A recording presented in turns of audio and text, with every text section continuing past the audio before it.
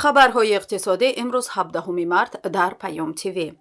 افزایش تورم در بخش استعماری تاجیکستان در ماه‌های ینور-فوریه سال 2023 0.9% را تشکیل داد.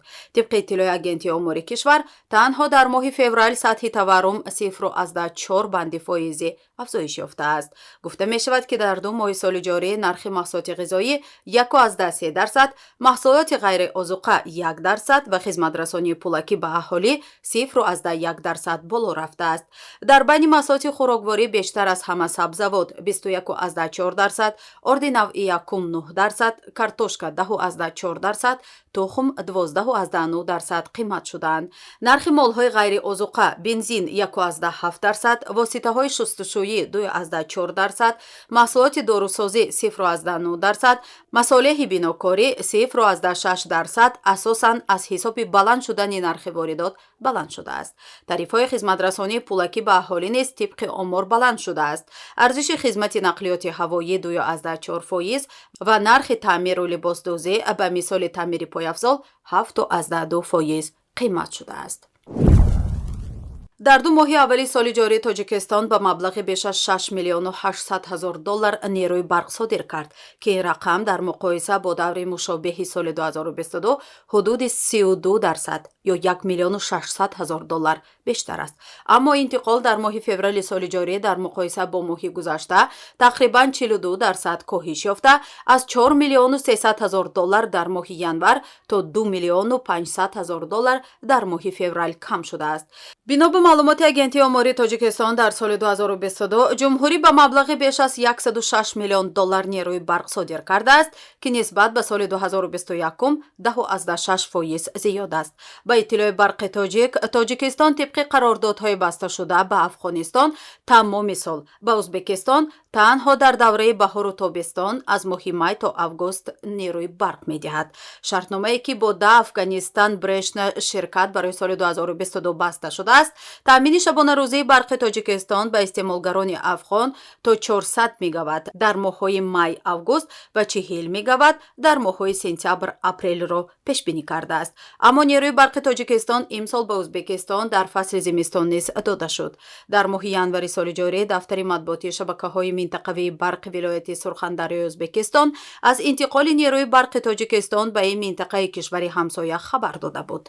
رهبریت شرکت برق تاجیک این را با آمادگی سیستم انرژتیکی تاجیکستان برای پیوستن به سیستم یگانه برق آسیای مرکزی شهر داد. ضمناً در خود تاجیکستان ساکنان دهات از آغاز موسم تیر ماه و زمستان به مقدار محدود روشنایی دریافت کردند.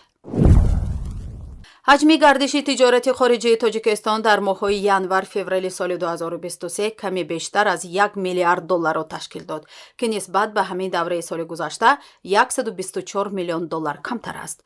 توازن سودا در این مدت منفی باقی مانده، واردات از صادرات قریب 556 میلیون دلار زیاد است. صادرات محصولات 231 میلیون دلار را تشکیل داد که نسبت به ماه‌های ینور-فوریه سال گذشته قریب 50 میلیون دلار کمتر است. اکثر صادرات را محصولات مدنی به مثل سمنت، نیروی برق، معدن، کنسنترات، همچنین متال و سنگ‌های قیمت‌بها و نیمه قیمت‌بها، متال‌های غیر قیمت‌بها، آلومینی و محصولات از آن تیار کرده شده، مصالح نساجی و مصنوعات از آنها تشکیل می‌دهد.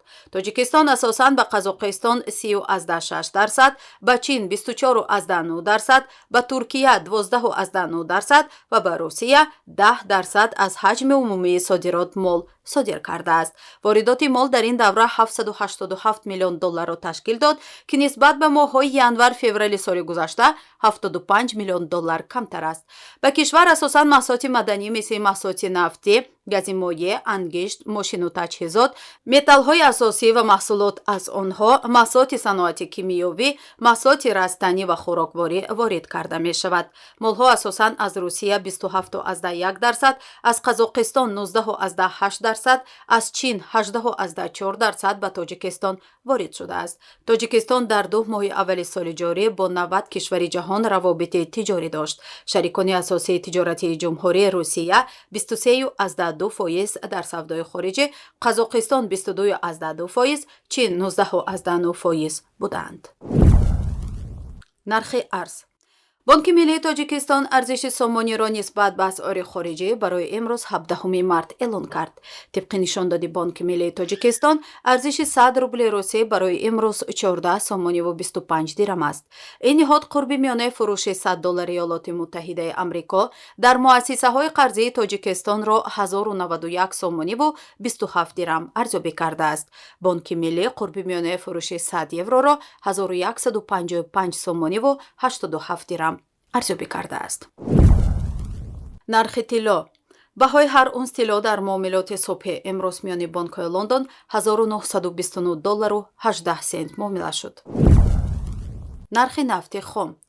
нархи миёнаи фурӯши ҳар бушка нафти хоми таҳвили моҳи оянда дар биржаҳои Intercontinental Exchange ва Brent Grad Futures London $74.60 муомила шуд.